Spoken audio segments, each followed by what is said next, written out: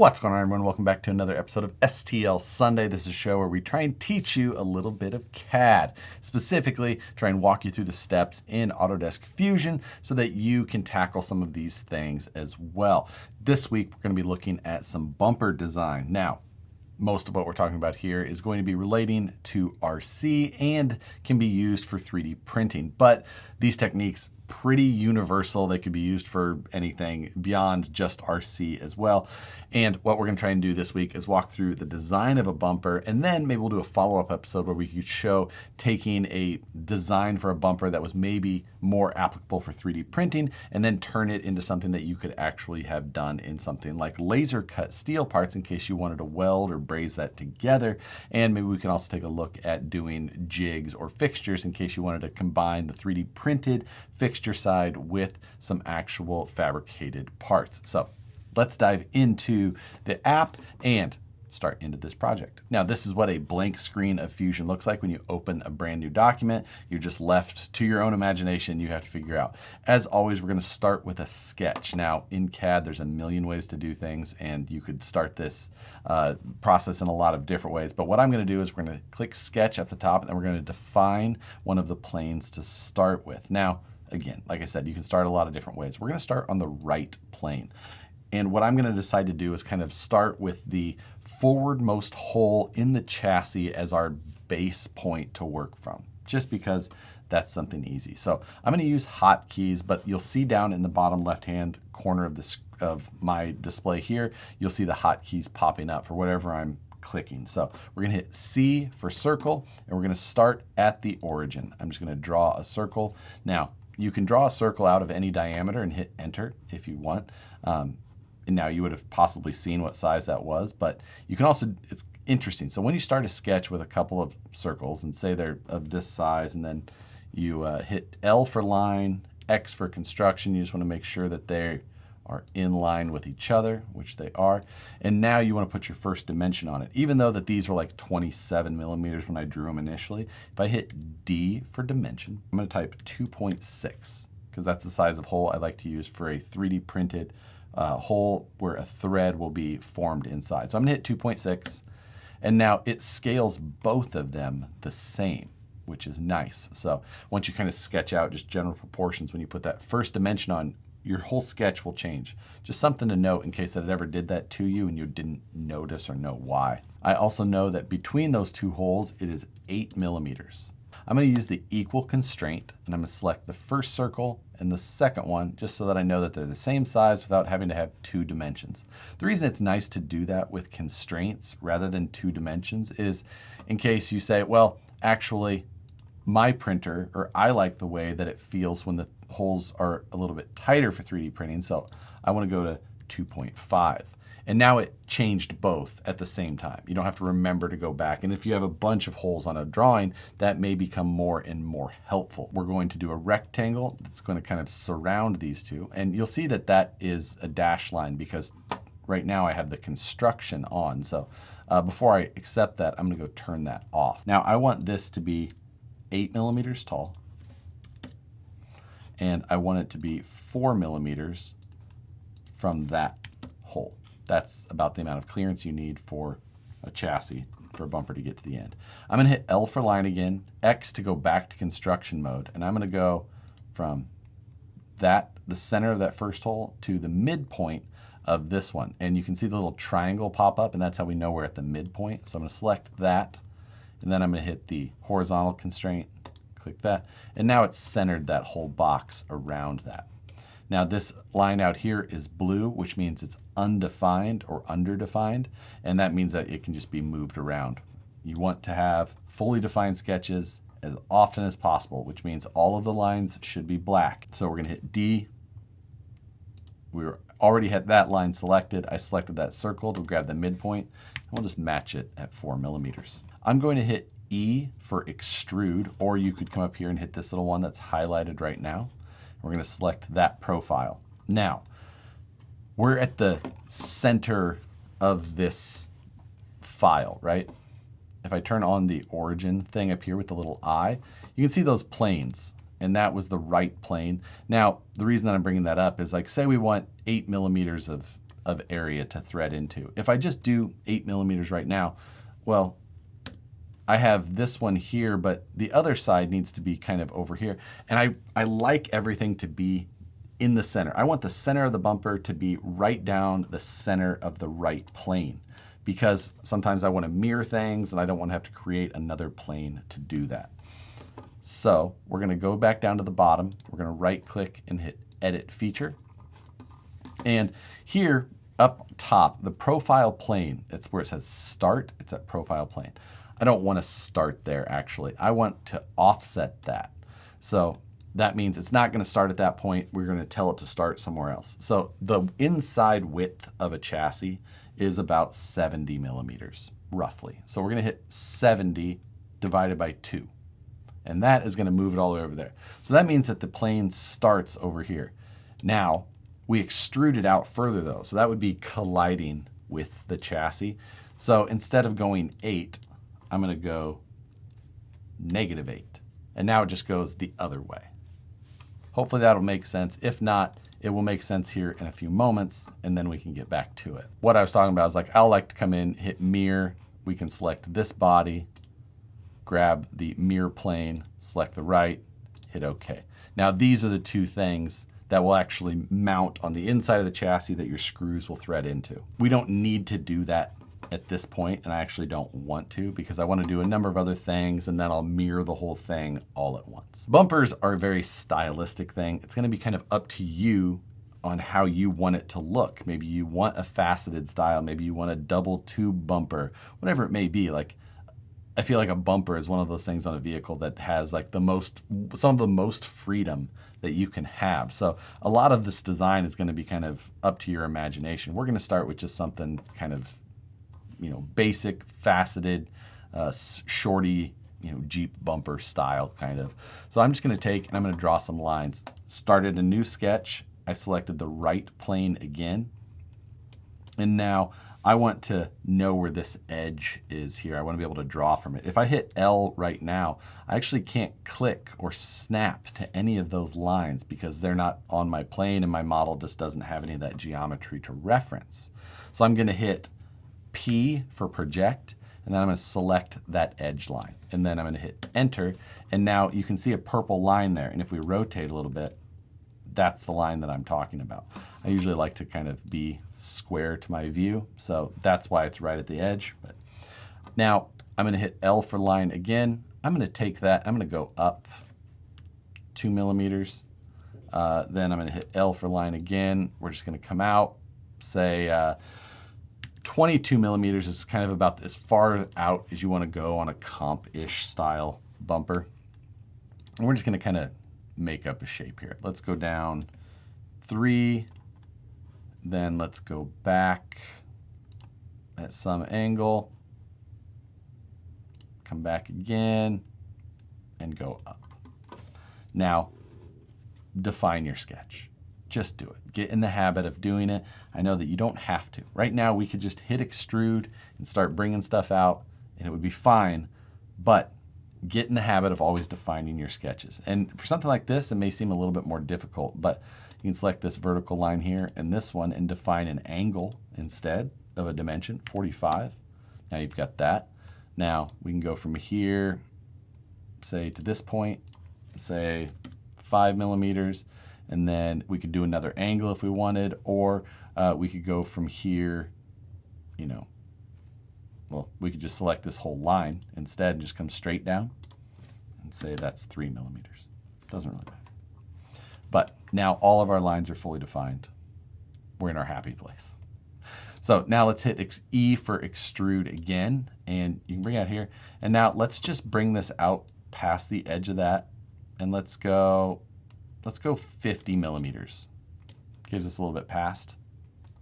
Seems fine. 100 millimeter wide total once we mirror it to the other side. Now we do have it on join currently. So now this body is going to join up with this one, and those are just going to be one piece now. So if you hit the drop down for the bodies, select it, you can see that everything is currently one piece.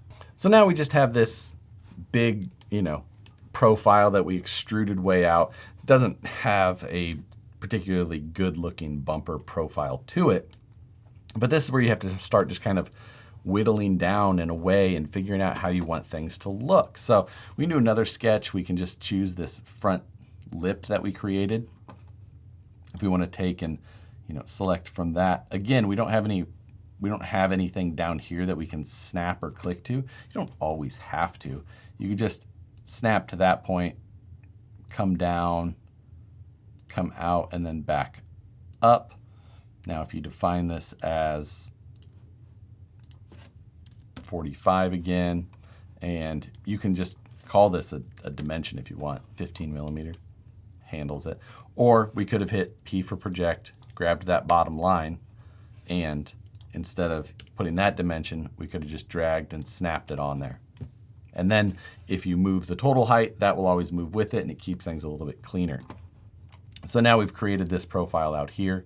We can hit E for extrude, select it, and drag it straight through if you want. Still not a great looking bumper though, right? Now, we can try and just do things with like a chamfer if you wanted, by grabbing a couple of lines and just dragging that in. And that doesn't look terrible. It's again, bumpers are such a style thing.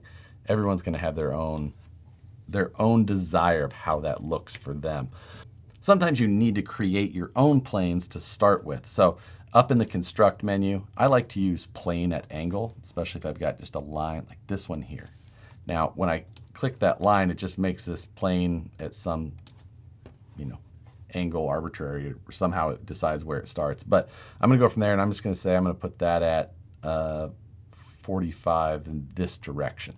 Puts it just in between those two.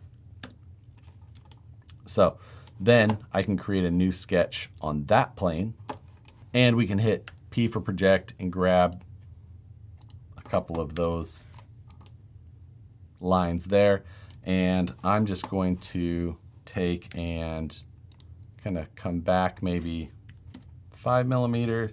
Then I'm going to go from there, and I'm going to go straight down to that corner. Now, over here on where it says one side, I'm going to go to either two sides or symmetric. We'll just use symmetric because then I don't have to do. Now we can grab an arrow and drag out. I don't love how that looks. I want to keep this like consistent 3 millimeter wall all the way around it. So I'm going to go back to that sketch and hit edit. And how I'm going to do that is I'm going to delete that line. I'm going to come over here. I'm going to come down 3 millimeters, and then I'm going to create that line again, go back, and I think I'm going to go from 5 to 7.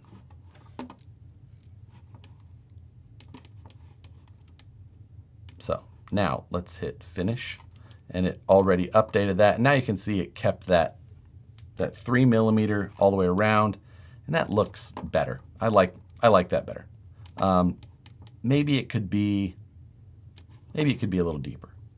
So let's edit that sketch again and go from 7 to 9. So I like that, but maybe I don't love that angle. Maybe like 45 is okay, but maybe I wish it came in a little bit steeper. We can go back to that plane that created, hit edit there, edit feature, and then rather than 45, we can say, let's go to 60. Now, I like that better. We could go deeper on that cut.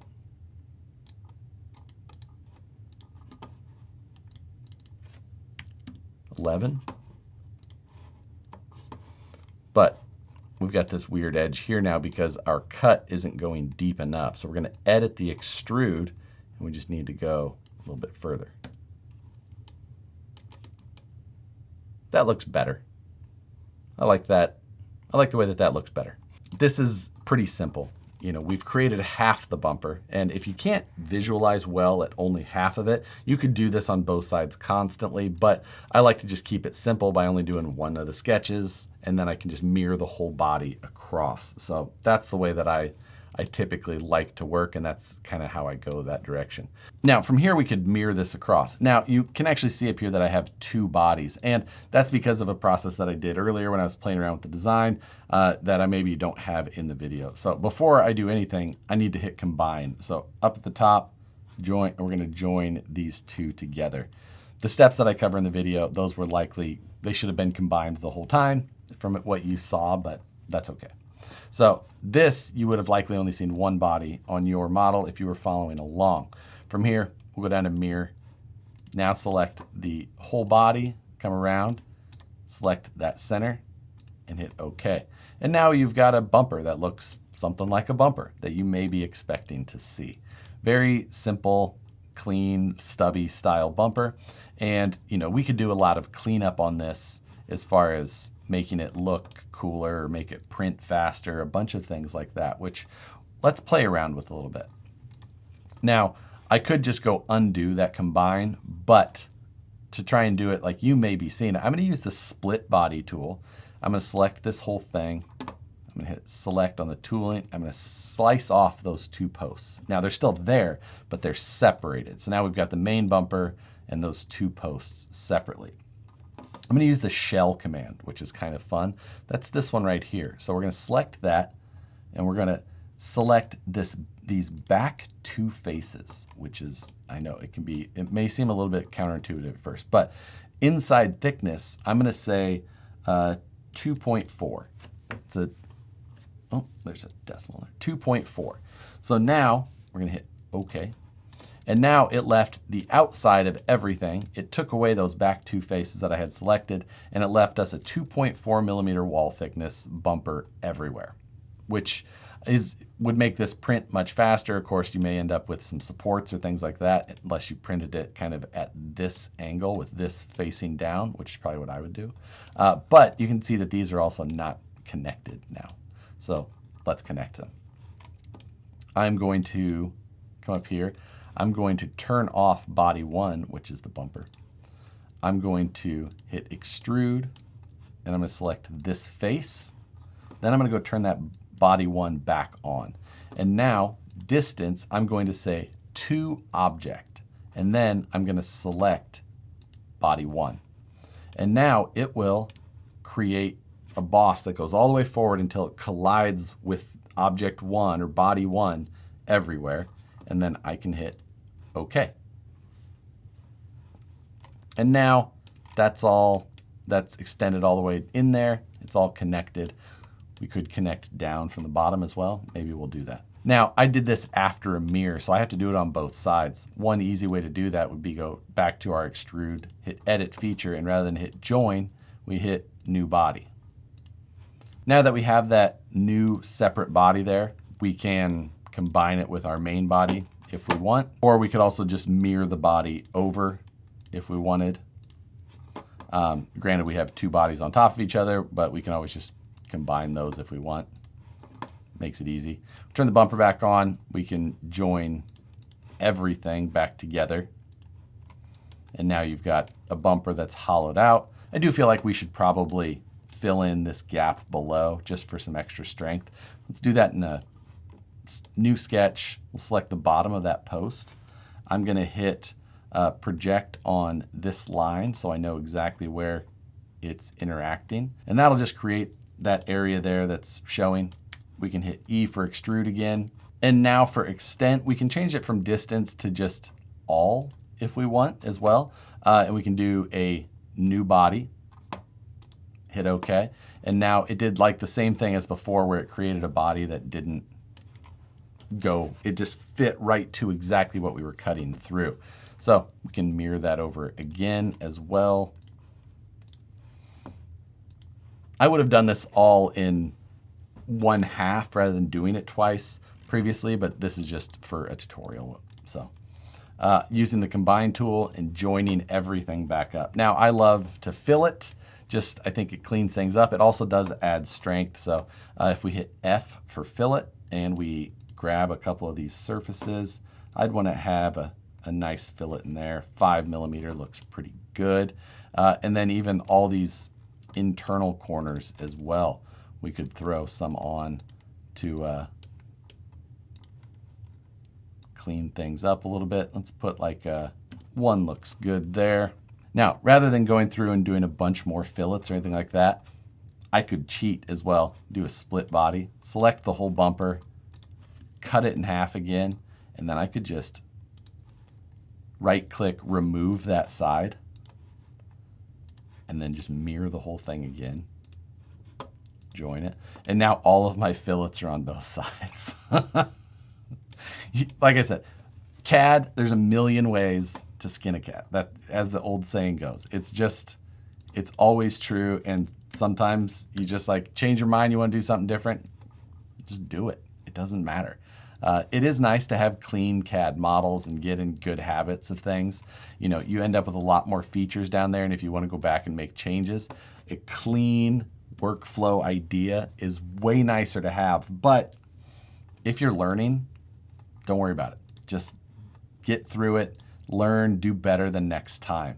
But overall, this is a pretty simple, pretty easy bumper to replicate. And from here, you could do all kinds of things. If you wanted, you could add a Fairlead in the front with something like a slot command, you know.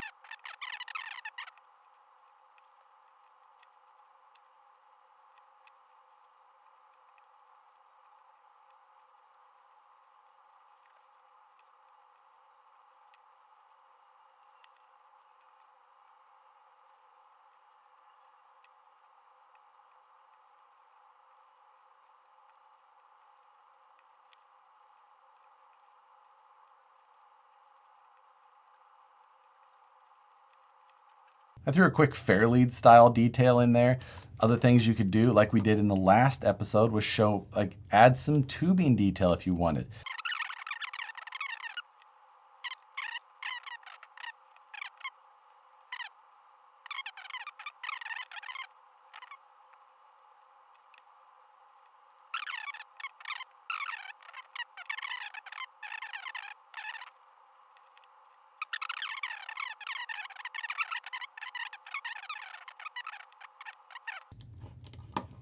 And now you've got a bumper with a Fairlead and like a push bar or a bull bar of some sort.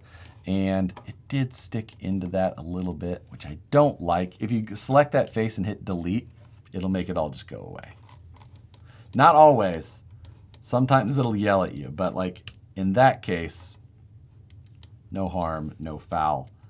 Let's throw a quick fillet around these.